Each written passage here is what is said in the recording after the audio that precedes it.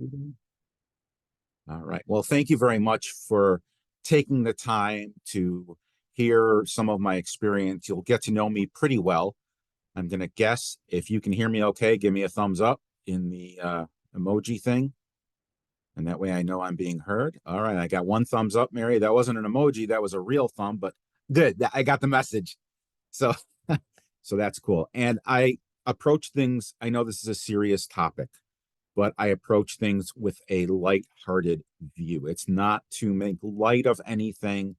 As a matter of fact, if I were to go through the diagnoses in my own family, we've got bipolar, cyclothymia, anxiety, panic disorder, schizophrenia, and those are the ones that are top of mind. So this isn't something that I read a book in and did a presentation on. It's not a book report. I've also lived it. So you're going to find out about my background right now. And this is my background. So I have a bachelor's and a master's in criminal justice, started working in public safety in 1988, primarily in hospital security. I also did a little bit of a stint at school security as a director of security and at a school district where I was in a crisis intervention specialist. I have a couple books out there, Second Generation Inventor, Court Recognized Expert Witness, and that's a picture of me. I hope you think I'm cute because I'm the one on the right.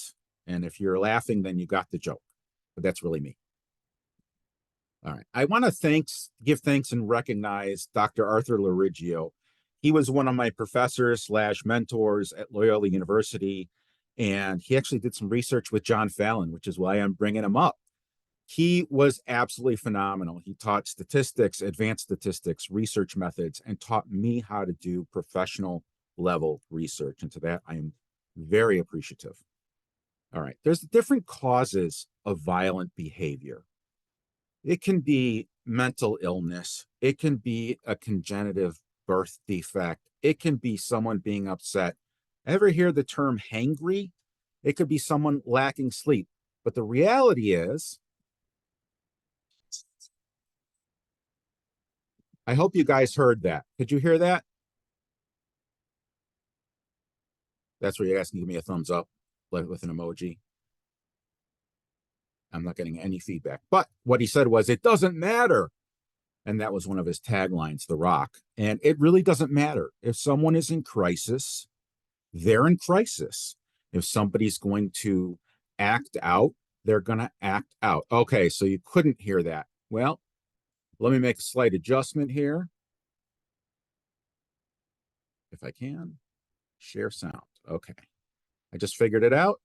Thank you for that feedback. This is what he said. It doesn't matter what. Okay, so it doesn't matter what the cause is. People are in crisis. And typically, anger is something that goes with it. And there's 4 types of anger: indignation, rage, fury, and wrath. And what we're talking about here is rage. It's instantaneous. It's stimulus driven. Somebody's going to react to a stimulus, whether real or perceived. And I want to get some definitions out there also. People misuse the word threat all the time. You know, I'm going to threaten not to buy milk at the grocery store. That's not a threat. A threat is when someone intends to do harm. It could be gestured, there's obscene gestures, could be written, and it usually is spoken. It could be direct or indirect. It might not be communicated to the intended victim. You better sleep with one eye open. Well, that's a veiled threat. When in doubt, treat it like a threat and trust your instincts. Violence are actually actions or words that intend on causing harm to someone. And we all have tools to recognize this. We can see body language. We can see facial expressions. We can hear the tone. And smell, I put up there because in some cases, smell might indicate that someone has defecated on themselves. And that could indicate a loss of integrity. I mean, like ego integrity. And that might cause someone to react negatively. We all have knowledge, experience, and instincts. And the best thing you can do is to be aware of your surroundings, meaning scan your environment for possible threats and indicators. Threats could be weapons of opportunity. I'm at home, I'm doing this, I'm in my one of the bedrooms, and as I'm looking around, I see a water bottle, I see a pen, I see a glass cabinet, and the most dangerous thing of all, Legos. So it's kind of like a minefield. If you put Legos on the floor and step on them barefoot, that's dangerous. And that was a little bit of a joke. So we can't prevent every situation, but being aware of what goes on around us certainly reduces our risk. And there's different color codes of mental awareness. The safest bet is to be yellow.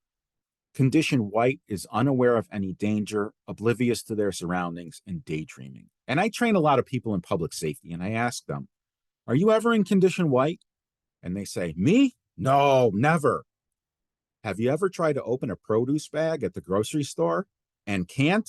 You're in condition white. You're only focused on moving those fingers back and forth trying to open it. Now, since I started telling people that, I figured out the hack that you dip your finger in the water and it gives you purchase on the bag. Condition yellow is what we should all be. It's a relaxed state of alertness.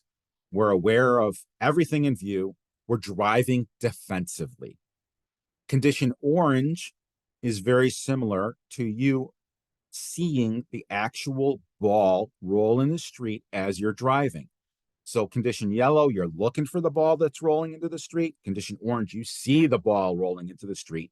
And condition red is when you slam on the brakes so you avoid hitting the child or the father or the mother or the brother or sister who runs out after the ball. Safest bet is to be yellow. You can always elevate to the other colors. Where can violence happen? Anywhere. It can be at home, in the mall, hospitals, schools, vacation places, cruise ships, and it could be anytime, day or night. Misunderstanding can also cause conflict, and I'll show you what I mean. Patient has a fractured fibula, given him a mild sedative, so he can be able to go on tomorrow. Daddy's gonna be so excited. All good.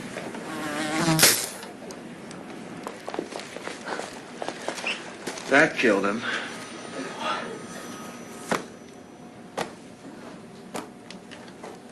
Paging Dr. Palmer.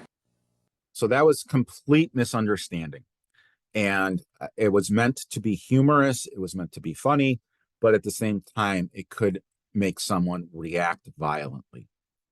So stress could result in violence. And here's what happens on the inside. We have two nodes in our brain called the amygdala. That's plural for amygdala. They are almond-shaped, one in each hemisphere, and they regulate our emotions.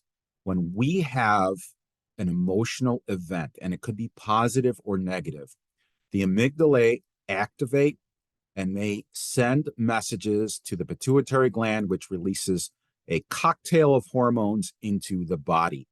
It is a perceived survival threat. Now, back in times of prehistoric, when we had a survival threat, we acted. It was fight or flight. There's actually 5 responses, which we'll cover later. But today, we often have these perceived threats that aren't really threats, kind of like public speaking. And I'm not afraid of public speaking, but a lot of people are, and they get up on stage and they have a mini panic attack because their amygdala are activated and they are entering into the fight or flight situation. So when we work with it's supposed to be working with mental illness, not the mental illness. There is a ton of diagnoses, and I don't necessarily have to go over them with you.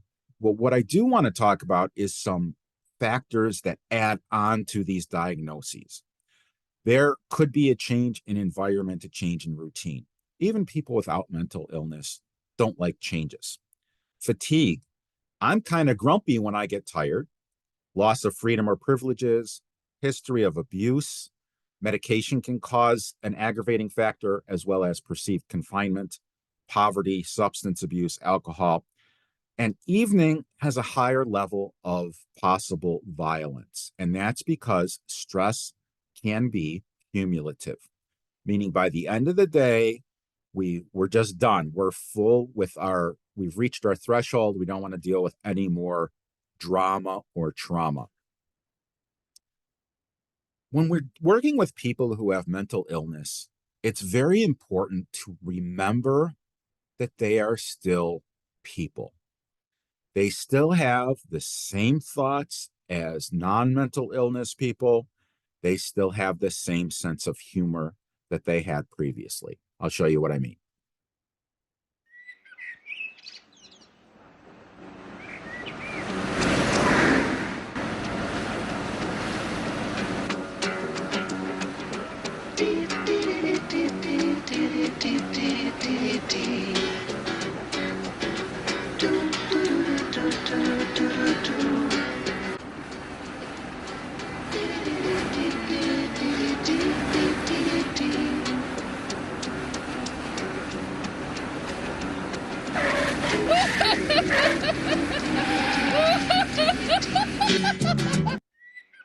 So hopefully you're laughing. One of my previous roles, I worked in a multiple needs classroom where this really wasn't mental illness, but it's kind of related. Primary diagnoses were going to be Fragile X syndrome and autism. And they were junior high level kids. They all had a great sense of humor. What the problem comes in when our amygdala gets hijacked. It creates these emotions, are rapid and they're chaotic, and it's inside the brain, it's an emergency. And it prepares the body for fight or flight. There is adrenaline, it mobilizes the body into movement. Blood goes, depending if it's fear or anger, goes to different areas. For example, fear, blood goes to like the thighs, the hips, the legs for fleeing. With anger, blood goes to the hands to grasp for weapons. And there's something called the frustration aggression theory. It was started in 1949 at Harvard by a researcher with the last name of Dollard, and it says that everybody has a certain limit on frustration, and after that's passed, they may become aggressive. But it's not all bad. Emotions are not all bad. The five responses when we're talking about fight or flight are flee, fight, flee, freeze, submit, or if you're me, eat. Okay, that was a little bit of a humorous comment. But what I'm trying to say is emotions are not all bad. Happiness can inhibit negative thoughts. It's hard to be angry when we are having a good time. And love and tender feelings are the opposite of fight or flight. It's very possible that a joke could result in just uncontrollable laughter and intense joy. And it's called the relaxation response. And I'm going to show you what a positive amygdala hijack looks like.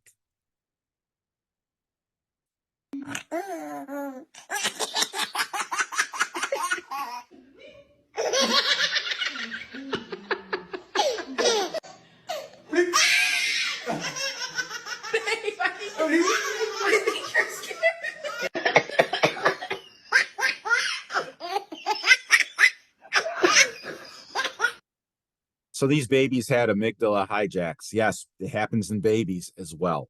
And that's a positive response. We also get this positive response when we ride a roller coaster. And we're human. It happens to us. The best responses, if we have a confrontation, happen long after the confrontation, because what's happening in the brain is the blood is going to the amygdala instead of the prefrontal cortex, which is where the thought process happens. We've all experienced this. After an argument, long after, you probably thought of the perfect thing to say that you should have said 3 hours ago, or regretted something that you said, and that's an amygdala hijack. It's very important to control yourself, cool off psychologically, go for a walk if you can. When we're recognizing agitation, there's different things to look for. Speech patterns.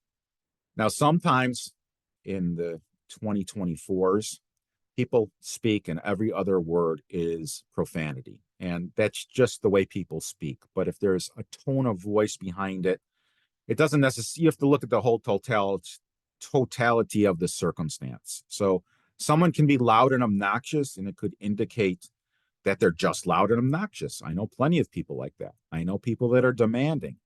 Now, when you look at this as an overall thing, then you can start to put things together. Body language also may indicate if someone is tense or relaxed. Are they standing? Are they sitting on the edge of the bed, edge of the chair? Do they recoil when you touch them? These are all indications that someone is uncomfortable. Other factors could involve when they take a step back when you approach them. Do they place their hands in their pockets? Do they cross their arms? These are all negative indicators that somebody is agitated. Aggressive body language is blading, meaning if I'm going to sit and look at you straight on, I'm not blading. But if I drop my strong leg back, kind of like in a boxing stance, I'm positioning less of my profile to the other person, and it's a fighting stance. Again, edge of the chair, edge of the bed. If someone has ants in their pants, or they're taking any kind of aggressive stance for you, you need to consider that you may be at risk. Facial expressions. Now, I don't have very good control of my facial expressions. Whoops. And I apologize that my camera isn't working, or else I'd make a really funny face for you. But scowling and frowning. Now, that's just the way I happen to look. My wife will walk in the room and she'll say, "What's wrong?" I'm watching a YouTube video. Nothing's wrong. Gritting teeth, clenching and unclenching jaw muscles. The whole thing, if looks could kill. These are indicators that somebody is agitated. They could be pacing. Now, sometimes people pace and they're not agitated, but when you're under stress and pressure, people pace rooms, and during that time, anything could happen. And I talked about ants in the pants, could be an indicator of fight or flight. These are the 4 things, not including the part where I eat when I'm under stress. And I hope you guys are laughing. It's very important to document everything that you see that is potentially dangerous. It could be the actual person you're talking about. It could be a family member. It could be anyone. And when we do that, we want to have a little note in our phone somewhere and use direct quotations. We don't want to say Mr. Jones threatened me, because what might be offensive to you might not be offensive to me. We want to document exactly what they have said, including any profanity. If you don't give me my medication, I'll put my foot where the sun don't shine. And I didn't use profanity in that because that would be unprofessional on my part. I want you to know that this is my dream. If it weren't for people like you, I wouldn't be able to live my dream. And on behalf of my family and myself, I want to thank each and every one of you for allowing me to do this presentation. I'm excited to continue to do this. So if anyone has questions or would like to talk about future events, this QR code is my electronic business card. All you have to do is open up your camera app on your phone, put it up here, you'll get a pop-up, and it'll have all of my contact information. So if there's a question, if I were in a class like this or an educational seminar like this, I would think of the perfect thing to say at about 2 in the morning. Well, if you call me at 2 in the morning, chances are I'm not going to answer the phone, but shoot me an email. I'm happy to, when I wake up, answer your questions, further discuss. You can give me what ifs, and don't think you're bugging me, because you're not. I love doing what I do. Okay, moving on. Body space parameters are important. There is a psychological element. Sometimes giving a direct order forces the aggressor to submit or resist or even fight back. So there's less of a chance of compliance if other people are around. They don't want to appear to be weak. And the best approach that I've seen, and I've used this for decades, is ask, advise, order. And I used to do this with my children. I would say, "Hey, I need to ask you to brush your teeth." And they'd say, "No, Daddy. Look, I'm advising you. You need to brush your teeth." "No, Daddy, I don't want to brush my teeth." "Brush your teeth." And the last one is an order. Now, if you notice the timbre in my voice, the urgency, it changed. And we all have these body space parameters. So in the middle, you're going to have to help me. I believe that's red because I'm colorblind. In the middle is called the intimate zone. It's basically how far can your arms reach? And that's where you have your loved ones, your children, your pets. Children and dogs do not understand that there is an intimate zone. They get right up to you. Next is the personal zone. The personal zone is close friends and family, or if you're having a quiet conversation. And the social public zone is after 4 feet. Now, when people are in the red zone, when two people are in the red zone, there's usually a sense of being uncomfortable. And if we were in person, I would go up to someone and get in their personal zone so that everyone could see them kind of move back. And it happens every time. All right. If the patient displays anger, facial expressions, verbal, encourage them to talk. Now, sometimes people just can't talk about it. So we say, take a couple of minutes, let's have a glass of water, and then we'll talk. And we want to listen.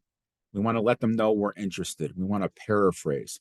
I'm not always interested in what other people have to say. When I'm working with children, I have no idea what this whole Pokemon thing, Pokemon Go, magic cards, all that good stuff. I don't know what it is. I don't have little kids. My kids were never into that stuff. But I'm interested, nodding, tell me about this, tell me, you ask open-ended questions, which you're going to see again. If the person displays agitation, this is pre-anger, project calmness. Listen to my voice. I just got very soft. Keep a safe distance. You want to buy time by listening. And just move and speak slowly, quietly, and confidently. If you have to give verbal commands, this is where I'm going to shift gears a little bit. You use short phrases like stop, no, drop the chair, do it now. And you notice the timbre in my voice changed. The reason why we want to use small phrases, single words, is when we have an amygdala hijack, and in a confrontation, pretty much everyone has it, you can't hear always what's going on, and you can't comprehend complex instructions. So by keeping it very simple, the person is more likely to cooperate. If there is actual aggression, meaning violence, they've grabbed you, they've swung at you, they're winding up to swing at you, best thing to do is distract them. Give them choices, offer alternatives. And I used to do this with my children. Do you want to go to bed now, or do you want to go to bed in 5 minutes? And that gave them the illusion that they had a choice. And they always said, oh, how about now? Because they didn't know time. We also want to set limits on behavior and confrontation. Hey, please take your hand off of me. That's setting a limit. Before help arrives, 3 things will help you not get injured: time, distance, and shielding. And what do I mean by that? What I mean is the further away you are from someone, the safer you are. When I talk about shielding, I'm not talking about Captain America and his shield. I'm talking about having an object in between you and the person. A table, a chair, a couch, anything. And time. If you can buy time, you can get help to arrive. We want to use verbal de-escalation techniques. Keep a safe distance, leave yourself a way out, and use barriers. And I'm going to go into the verbal de-escalation shortly. How about right now? Style of speaking. Now, we talked about lowering your voice, lowering the volume. Always start with I. I would like to help you, not you have a problem. By starting with you, it's escalating the confrontation. We don't want to be authoritative, condescending, or judgmental, or don't make light of them or the situation. I can understand why you're upset. I'm here to help. Doesn't always help. There was a scenario in one of the Carolinas where husband bought steaks, took them home, went to work, came home, and while he was at work, the wife ground them up into hamburger and made lovely hamburgers for dinner. And he became violent to the point where it was a domestic and the police were called, and he was really upset because he wanted steak. None of the cops said to him, oh, you were right, because obviously he wasn't right. But one of the cops, to calm him down, said, I understand. I like steak too. That allowed the guy to calm down, And it totally diffused the situation because it created a sense of commonality without justifying or excusing the negative behavior. So we want to use the 8th rule of Stephen Covey. Now, his original book was The 7 Rules. There's an 8th one, and the 7th one is treat people the way you want to be treated. He revised that to saying treat people the way they want to be treated. And I'll give you an example. I'm a human being. I get upset. When I get upset, and I'm exaggerating a little bit, my wife will pat me on the head. She doesn't really pat me on the head and say, it'll be okay. And she's treating me the way that she wants to be treated. But when I'm upset, what I need is time, space. I need to process what has happened, come up with a game plan. That's how I deal with bad news. For her, she wants me to come to her and say, it'll be okay, and give her a hug. For me, I just want to be alone. And we've gone over this a couple times, and after years, now she does it. We also want to be polite, not use profanity, because everybody deserves peace and dignity. And one of the things that is a negative of mine, and I'm working on it, or a weakness, or whatever you want to call it, is my tone of voice is not always good. As a matter of fact, when I call customer service for a complaint, the first thing I have to say is, I realize my tone of voice sometimes is off-putting. This is just the way I speak. You're part of the solution, not part of the problem, and I'd love your help in fixing it. And it's very easy to escalate your tone, especially if someone is yelling at you and you don't even realize it. When we're paraphrasing, that's when we repeat in our own words or repeat one of their words when they are talking. It's best to try not to reason with them or give advice or provoke just because you're having a bad day. And I've seen this in law enforcement, that police officers may provoke someone to get them to do something illegal so that then they can make an arrest. We don't want to do that. Active listening shows them that you are listening, that you're interested in what they have to say, even if you don't agree with them. Listen. We don't want to reason with the angry person. Listen and paraphrase. Repeat what they're saying. This next one is extremely important. We want to meet people in their own subjective reality. We all have our own subjective reality. Let me show you what I mean. Please. I have to go to the bathroom. Then go. It's right over there, 15 feet away. I would, but What, the squirrels? How many? there's only one just now. You can't go to the bathroom because of one squirrel. If I get off the bed, he'll get the others. Oh, Rudy, that's not the point. They're squirrels. Squirrels, Rudy. They're one of the most amiable creatures on the planet. Oh, no, they're not. On the list of hostile predators, they're right above the bottom. Just above, baby. Come on, I'll take you. Don't move. What? Don't move. Another one? It's on the end of your bed, on the rail. Be careful, it's gonna jump.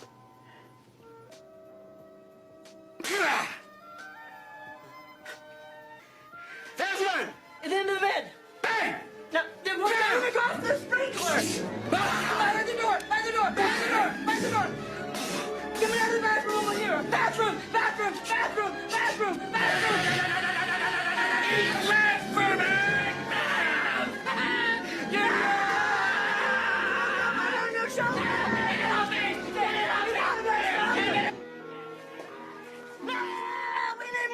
They're coming from the bathroom! Gotta cover me!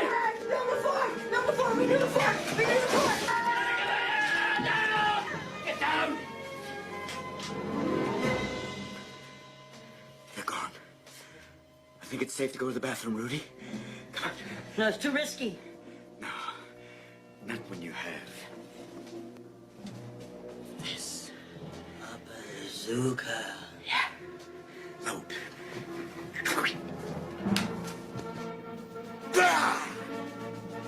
Let's do it!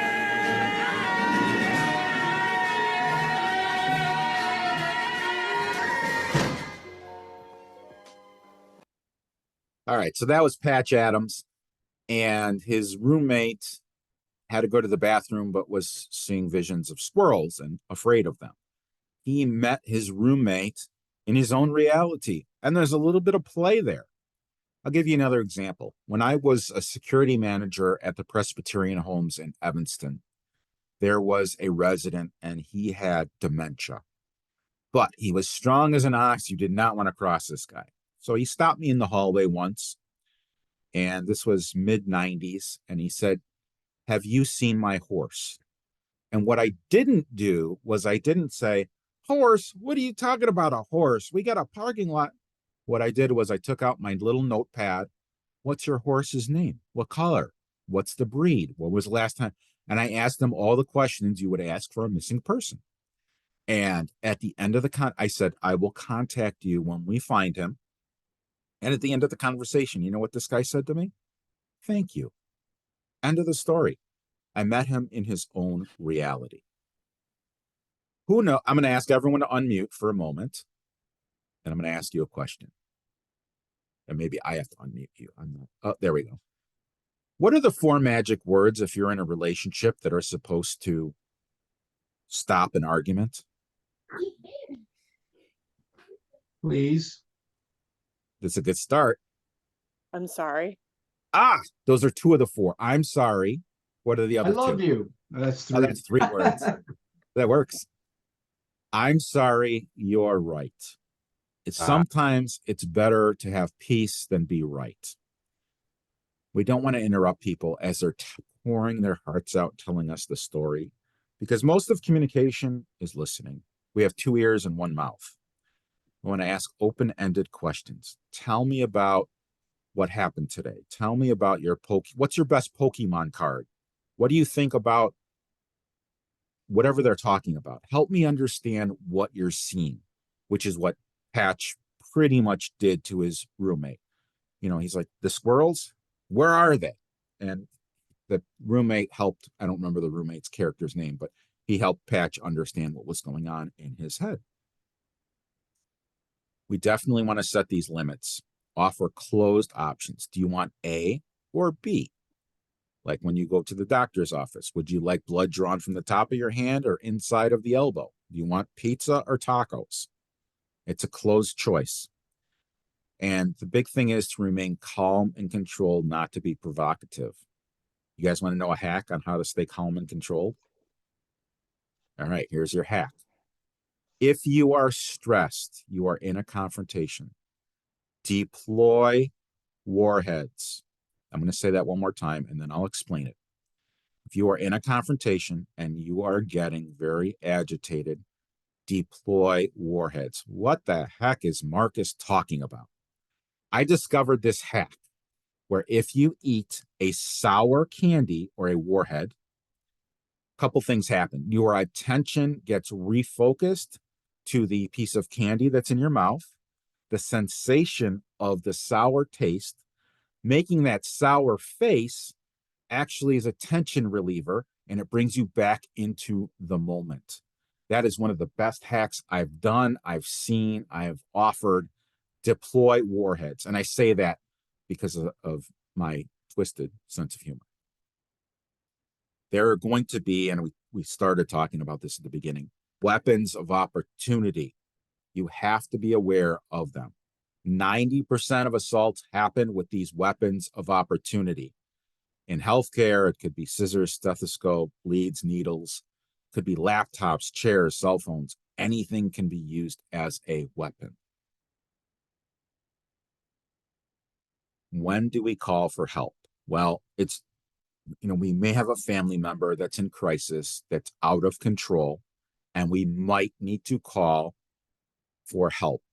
I would suggest calling for an ambulance as opposed to police, because a lot of times interaction in the criminal justice system is not what people with mental illness need. They need help. They need help out of their crisis, and that's a medical call. So at my house of worship, I actually train people on crisis response. And that's we had a visitor who was They think he was high on something. They're not sure, but he had all of the signs and symptoms that he had been doing drugs. And after it was all over, they said, "What should we have done?" And I said, "Call for an ambulance. We want to help the people. We don't want to hinder them." And a lot of times, and I came from the world of public safety and law enforcement, a lot of times that is not the right solution. But when we should call for help is when we recognize that violence has happened or is about to happen, if that makes sense. So you don't have to wait for someone to actually act out to call for help. It could be they're about to be taking action. It's very possible there could be a restraint, an assaultive, combative, or potentially lethal situation, and you definitely want the help there. Any safety issue, call an ambulance. And this violence can be against themselves or another person. Violence doesn't have to be interpersonal. It can be just someone who is hurting themselves or suicidal. This is my email address. I have a couple books out there. They're at theoppositeofsafe.com. I have one coming. It's not quite out yet. I'm waiting for the test copy. But this is my contact information above and beyond what I gave you with my electronic business card. This QR code actually goes to the site that sells the books that I have. And I have one more QR code for you. I would love feedback. So if you can scan that at your leisure, and if you're a Star Wars fan, the code is TK421, which was from the original Star Wars movie. If you know it, you know it. If you don't, that's okay too. So what I would like to do is I'm going to stop sharing and I'm going to open it up for questions. So unmute, blurt it out. Just unmute yourselves and ask me whatever you would like to ask me. And I'm happy to continue the conversation. And if you're talking, you're on mute.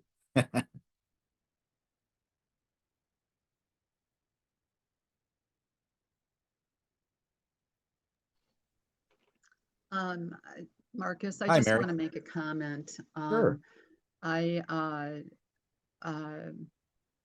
So after I attended your group, your presentation at the nursing center in Skokie or wherever it was down south, it was the very next week, I was at my grandson's hockey game.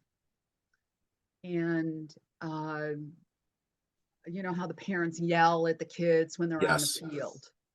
Well, one of the young kids, who was 7, by the way, got very upset, hung his head down, started to cry, and ran off the field because his grandfather and his father, who was the coach, was yelling at him to go to the offense side of the court, and he didn't know what that meant, and he became very upset.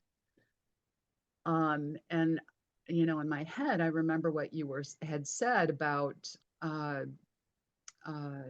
eating the Candy? the Warheads? candy. Yeah. So I gave him a few minutes. He went with his mom in another room. His dad came out and said, he quit. He's not coming back because some of the kids were asking. And I thought, I just felt really bad. And I thought, okay, what can I do to help? What can I do to help? I'll give him some time. And then I started looking through my grandson's bag for any kind of sweet sour candy because I remembered your candy thing. Right. Couldn't really find any, but I think I found a drink. I thought I found a drink that was at least a peace offering, if not something a little bit sour. Went into the room after about 5-7 minutes because I let them kind of, talk about what happened. And then I went in and apologized for all the parents. And I said, we get kind of mouthy sometimes. We get excited. We like to watch the game and we like to talk out loud and we start yelling. And so I apologized. And then I said, and here is a drink if you would like to have a drink.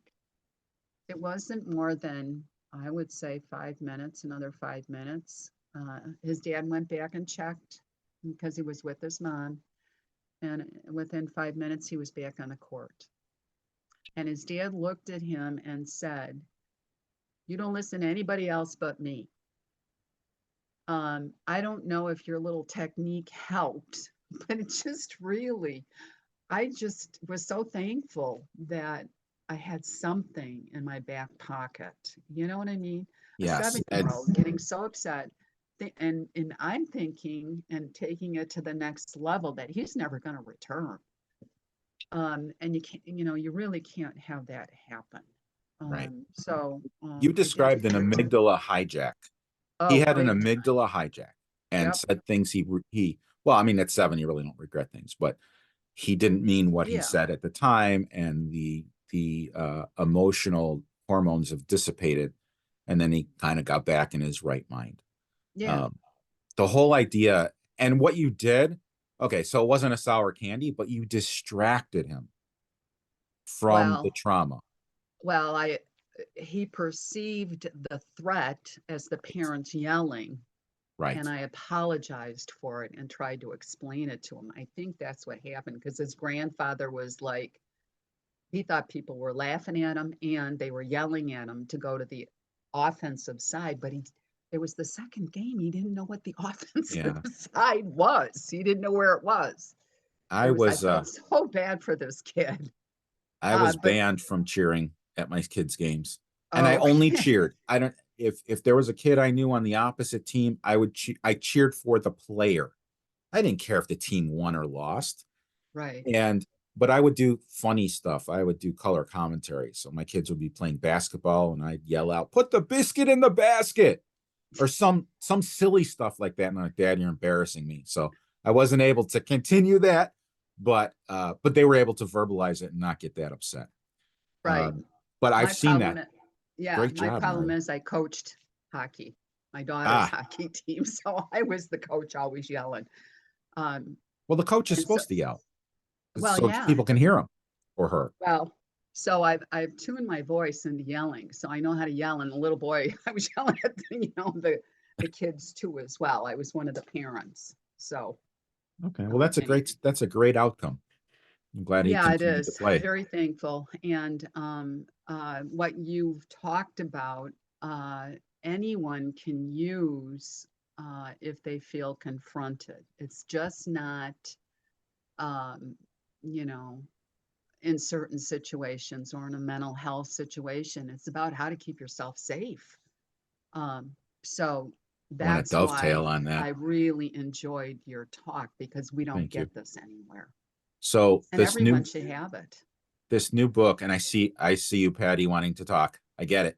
This new book that I have coming out, probably it'll be April 1st now, talks about how we as individuals can overcome that human stress response in non-dangerous situations.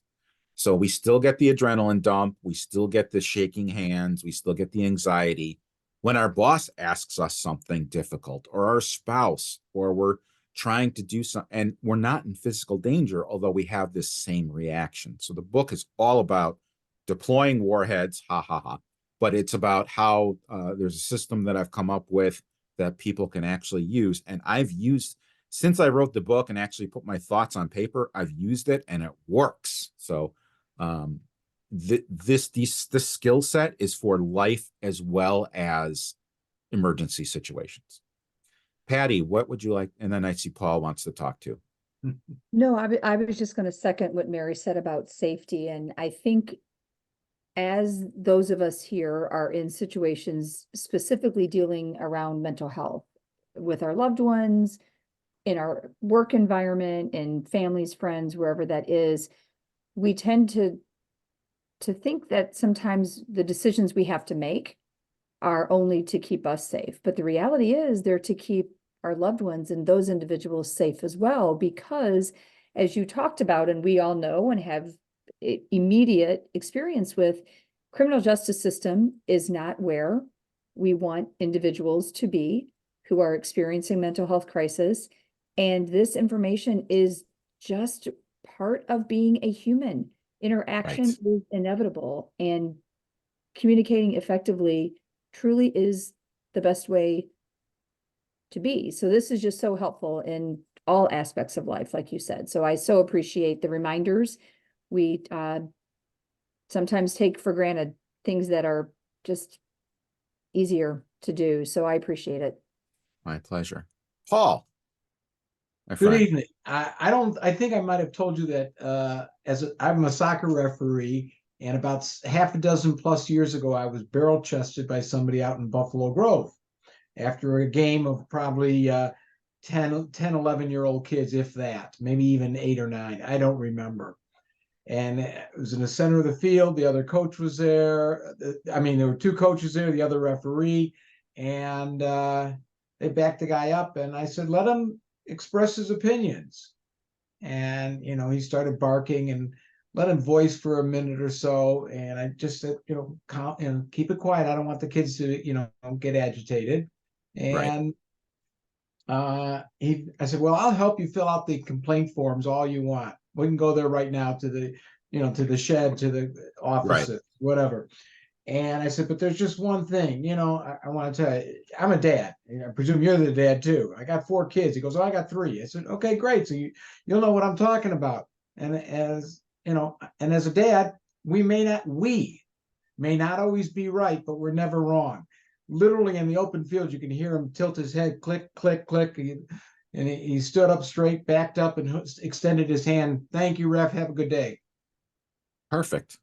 I wonder if you refed some of my kids' games back in the day. I'm serious. I'm being serious. It was probably at Willow Stream, right? Yeah. Yeah. Okay. I'm sure you and I, before we actually met in person, I bet we've seen each other. That's funny. That's funny. But yeah, what did you do? Well, you diffused the situation by letting the guy vent, meeting him in his reality. So these are, even though I said it the way that I said it, you've already done it. So great job. And Mary, I don't know where you went on the screen, but I see your hand up. Oh, I see you now. You're upper left for me. Yeah. So last Friday, on Fridays, I take my preschool grandchild to kinder music. We dance and we sing, right? It's about 40 minutes away from my house in Kenosha, and it's in an okay neighborhood. Well, we drove up and there was a SWAT team there, right? And the police motioned me through to, go straight in that turn. So I did, and we parked. And I just, I drive 40 minutes to go. So I was really intent on making sure that we entered if we could. So I just kind of, told my grandson, I said, just stay here a minute. Let me check to make sure that things are safe. Right. So as a woman, we're observant about where we park. I always check to see, what my environment is, if I'm in danger, if I sense anything. So I went to, I just walked a few feet, looked.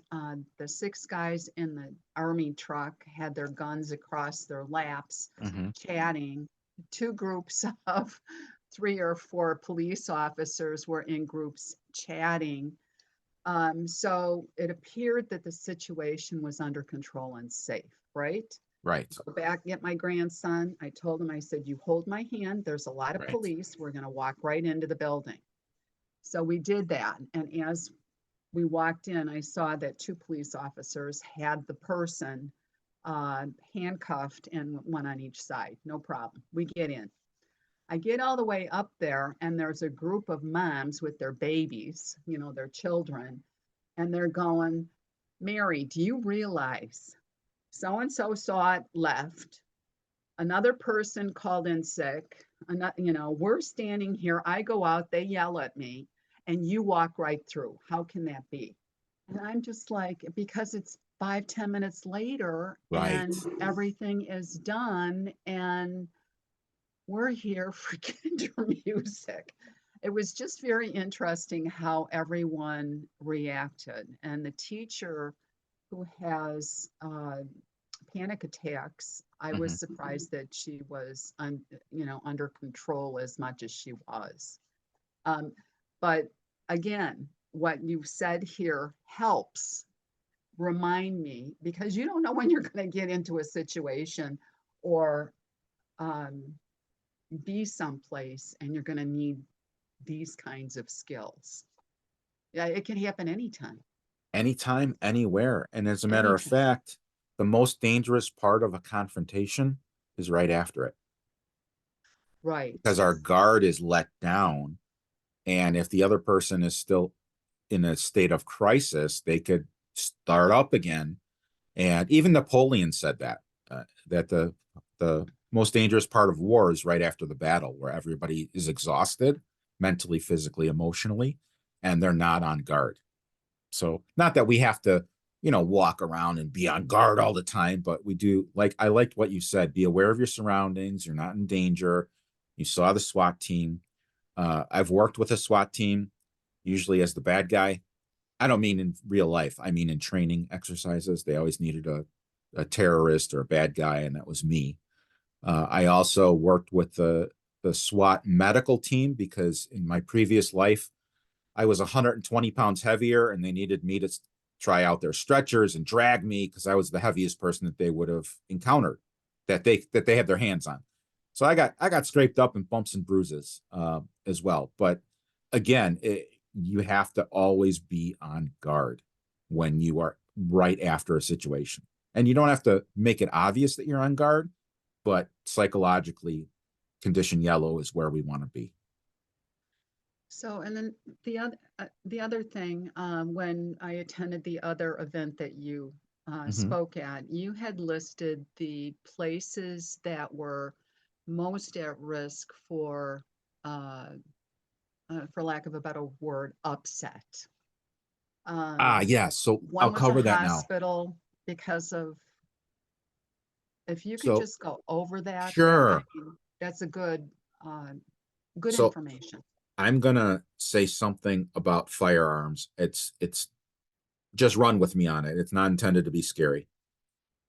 There are places, and I'm familiar with Illinois law. I'm not that familiar with other states. There are places where you're not allowed, if you have a concealed carry license, to walk in with a firearm. Some of those places are hospitals, court buildings, because they're emotionally charged environments. When we have an emotional charge, again, the blood goes to our amygdala, not to our prefrontal cortex, which is our thought center, and we don't make very good decisions. And I'll give you an example. I said that adrenaline and excitement can be positive and negative. There was the Six Flags in, I forget the Cedar something, Ohio. What's Cedar Point, Ohio, just came back to me. And there was a dad on a roller coaster. During the ride, his cell phone flew out of his pocket. Okay, I'm sure that happens. Not the only person it happened to.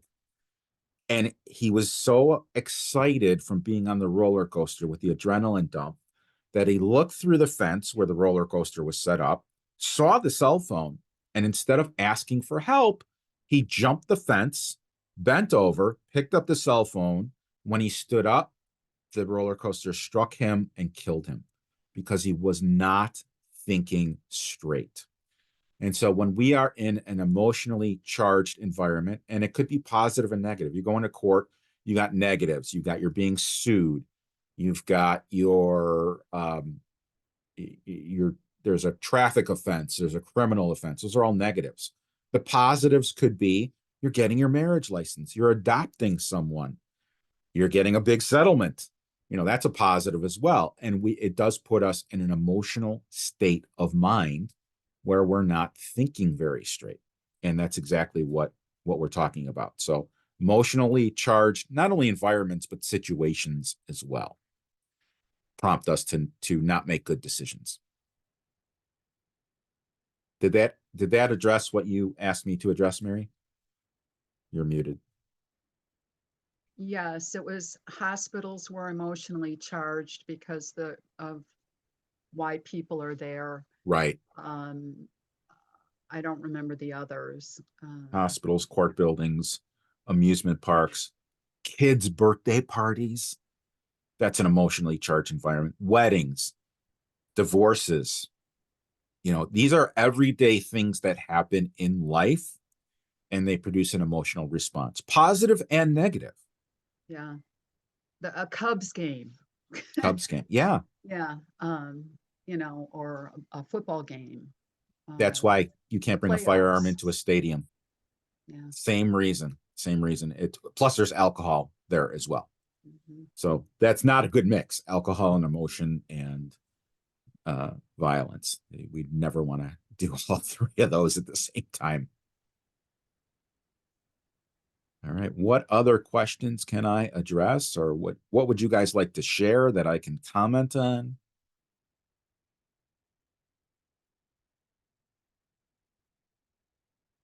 Bueller. Okay, that was an 80s reference. I see some laughter. That's good. Still got it, Marcus. I can go back that far too. Okay, very good. So I wanted to wrap back around. You mentioned about making a call for an ambulance versus Yes. making a call for police. And one thing that we talk about with NAMI, and many of us here, at least three of us, are current instructors and facilitators for NAMI. And one of the things that we talk about is if you do have to call the police, always ask for a CIT officer, which is that, crisis informed Right. training, right? So Right. that it helps.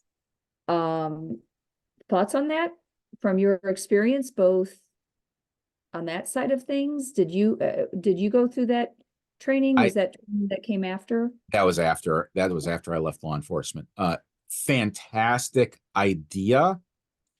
And it depends on the police department. So I happen to know that the Evanston Police Department, that's one of the departments I worked for, now sends on these types of calls a social worker and a police officer, I was so happy to hear that. But the way that police are deployed is kind of like a mailman, where they have their own area. Calls are assigned to the officer in that, I'm making up the 3 square mile area that they cover. So it is possible that the officer responding will not have the CIT training, but also absolutely wholeheartedly request it. It's a fantastic program. And I imagine that it will permeate throughout law enforcement as more research is done. And there are things now that weren't there when I first started in law enforcement: cybercrime, elder abuse. Trying to think, there's other things, there's new things that come up, and it's very, very important to embrace that. For example, when I first started in the late 80s, there was no mental health training for police officers, none. And when I worked from 2001 to 2010, I was with the Glencoe Police and Fire Department, and we started bringing in experts to talk about people with special needs, particularly autism. Because you can't really, you can tell if someone has Down syndrome, but a lot of these conditions, they're not visible. They're invisible conditions. They're invisible. I have invisible disabilities. You can't. I mean, I know my camera's not working, but I had. I'll give you my invisible disability. I have several. I had thyroid cancer. Okay, I'm great. It was 7 years ago. Sunday's my cancerversary where I was cleared, which is great. But I can't get in a long, drawn out physical activity because it regulates endurance. So while I take a pill, that's one of my current invisible disabilities. And as police officers are trained, and there may be people that are auditorily defensive, just as an example. They don't like what we would consider to be normal noise because for them it is too overwhelming. It is as if 20 people are yelling at them, and they become auditorily defensive. And sometimes they have the hearing protection on, like in Something About Mary. When there's Something About Mary, the brother had, I think they called him earmuffs in the thing, but it was hearing protection because he was auditorily defensive. I worked with people like that. And if you know that and you have to call for help, best to tell the responding authorities, this person's auditorily defensive, or this person doesn't like men, women, uniforms, whatever it happens to be, you want to give them the most information.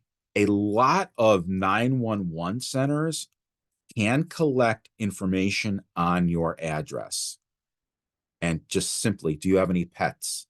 Is there anyone in the house that is medically compromised? So my former father-in-law, who's passed away since, but he had his leg amputated. And at the time, he couldn't move. I mean, he was a good 450, 500 pounds. With an amputated leg, he had a very difficult time getting around, and he would fall in the bathroom. And so what I did was I contacted the fire department, and I got what's called a Knox box. And a Knox box is a little box that's hung on the outside, typically commercial facilities. The fire department has a coded key. They open it, and in that box is a key to the house. So along with that type of thing, the dispatch center can enter notes into their computer-aided dispatch system. It used to be like a 3x5 type card that they would punch with a timestamp, and now it's all computerized. So they can say, hey, at Marcus Melnick's house, there's someone there who's bipolar or who's on this medication or that medication, or is suicidal, or whatever it happens to be. Whatever notes you want to give to the authorities, I would certainly do that, not only for their safety, and that's my law enforcement perspective, but for the safety of the family member.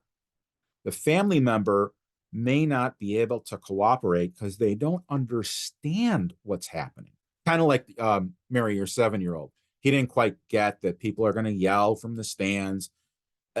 People with mental illness, same thing. They might not understand. Why are the police here? Why are the paramedics here? And that may agitate them more. But if the paramedics know, okay, this person, name a diagnosis, as schizophrenia, they're not in touch with reality. Guess what? The responding officers, paramedics, firefighters will know that going in and be like, okay, what's this person's interest? This person's interest is, don't judge me, White Sox. Okay, I just made a joke there because you said Cubs before. I'm a North Sider, but their interest is White Sox. Okay, cool. So you go in, you say, hey, have you seen the White Sox game? And that's how the conversation starts. And the person is immediately put at ease. And maybe, this is going to be harsh the way it sounded, knocked back into a calm state. And I don't mean that physically. I mean that, oh, wow, someone's identifying with me. They're interacting with me on my level. Cool. I have a friend now. And guess what? They have a friend.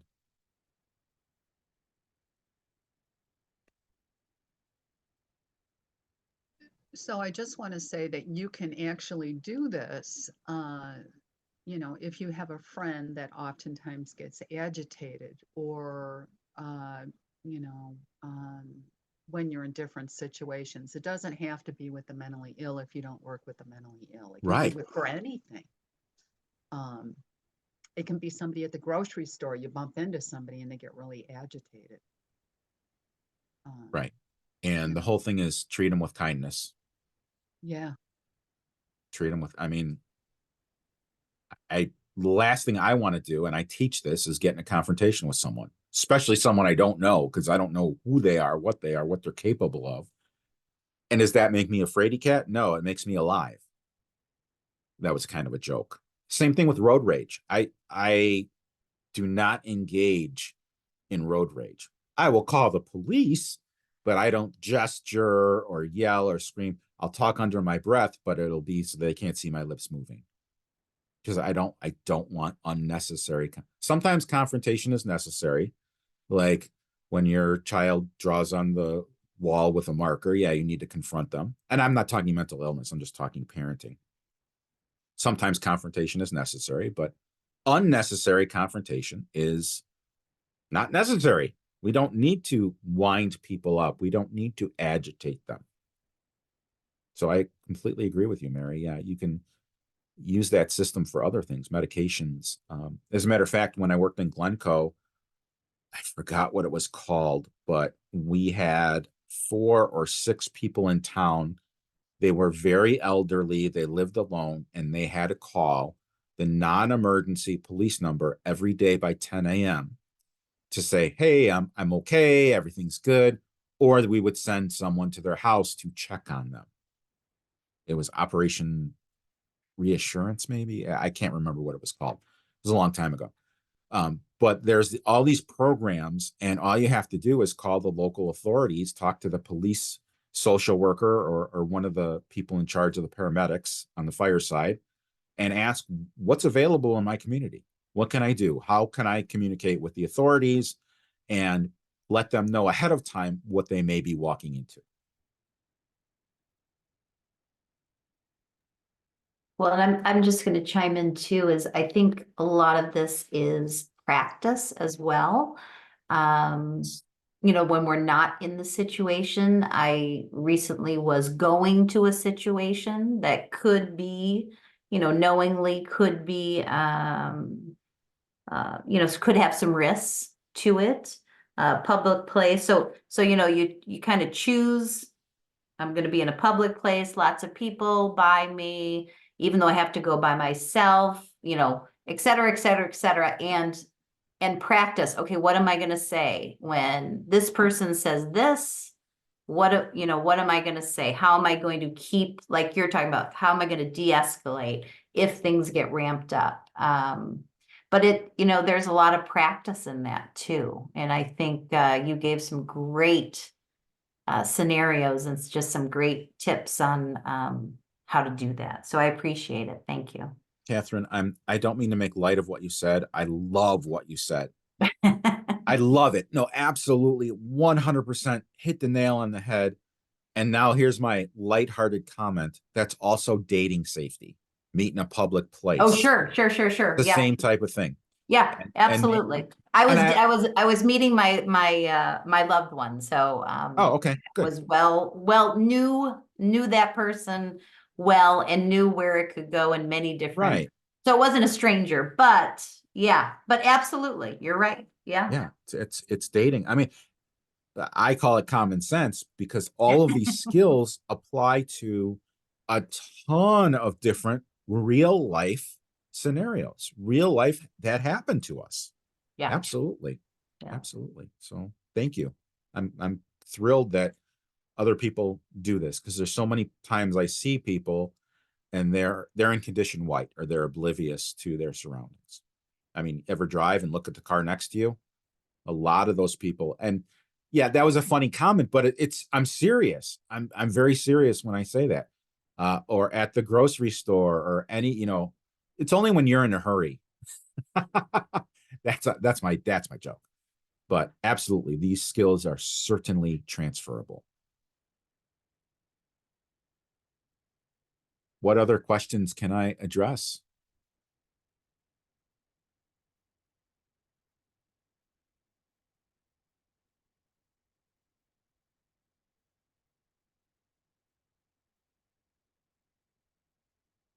Well, if people do have questions or they think of something later, or you post once I get this all saved and figured out and sent off to Patty, if they have questions in a month, in 2 months, in 6 months, whenever, I'm available.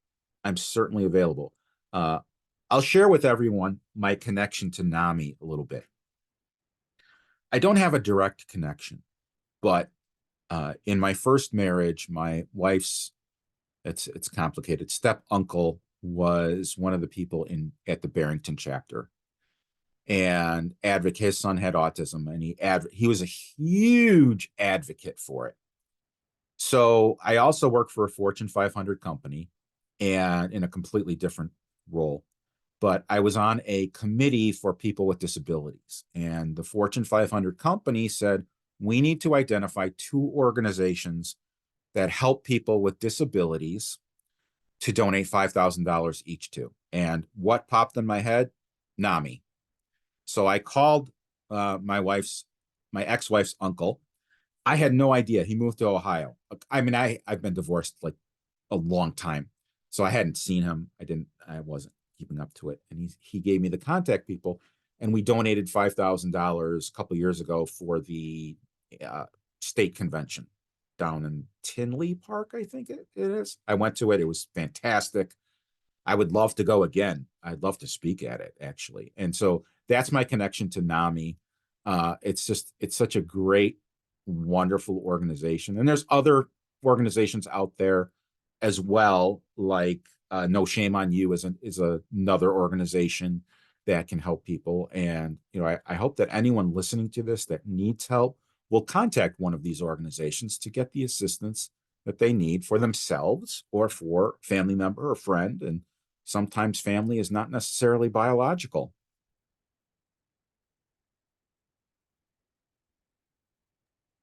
So if you are serious, Marcus, about the speaking at the NAMI Illinois conference, either Mary or I can get you connected with a person that you could talk to about that further. I would love that. Absolutely. Okay. Absolutely. I would be honored. So, all right. Well, we're not quite at time, but I don't think there's any more questions. No. So I don't want to cut it off.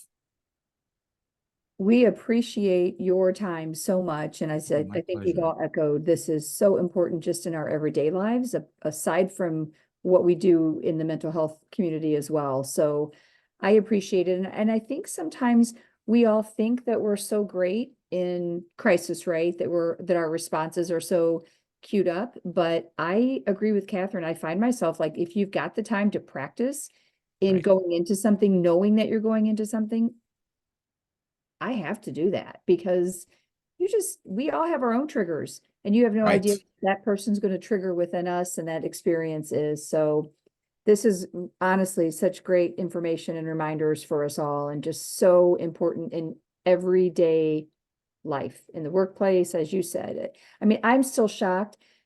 I can't remember the last time I haven't gone into a medical environment lately where I do not see a sign posted that says, we basically deserve to be treated and work in a Yes. respectful environment. It's everywhere now. Yes. It's just kind of on its ear, and I mean, you see it everywhere and it just shocks me every time I see it. And then you witness it. You hear somebody Right. losing it in a dentist office. I mean, it's everywhere. So this is great information. I wanted to make sure everybody got the survey. If not, Marcus, is there another way you want me to get that out to people? Did everybody get that? You Or know is there what? another I'll way you share it again. Perfect. And while I'm sharing it, I will leave two final thoughts for everyone. Final thought number one is my grandmother, Harriet, when she was 40 years old, she had, and this is 1950s or 60s, she had what they called the nervous breakdown, and she was institutionalized. She had schizophrenia, and she was legally blind as well, and could not care for herself. And she was the nicest person. She had no money. She always would give me pennies as a little kid. We would visit her, and we would see other people there who would act out a little bit. And I was a little kid. I got scared. I wasn't ever in danger, but I would see it. I'd see the yelling. And one of the things that, this is going to be very poignant, one of the things that I've realized over the years is when you are in conflict with someone who has a mental illness, an addiction, name it, you're not fighting with the person. You're fighting with the illness. You're fighting with the addiction. You still love the person. And that never goes away.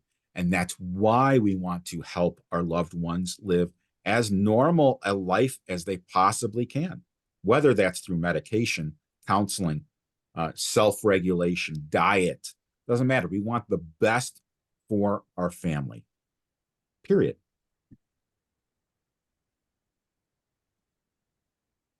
And I really want to thank everyone for taking the time. I know it's a Wednesday night. You probably have other things you want to do. But I greatly appreciate everyone who attended and the people who attended and had to drop off as well. It was, I'm absolutely thrilled and honored to be part of this. Thank you. Thank you. Thank you so much. Thank you. Good night. Good night, everyone. I'll send you the video once I figure out where it's saved, and I'll get it going. Thank you, Marcus. Yeah, as soon as you go to end the meeting, it'll kind of walk you through that. But yeah, Okay. perfect. Thank you. Appreciate it. Perfect. Take care. Good night, everybody. Good Good night. night. Thank you.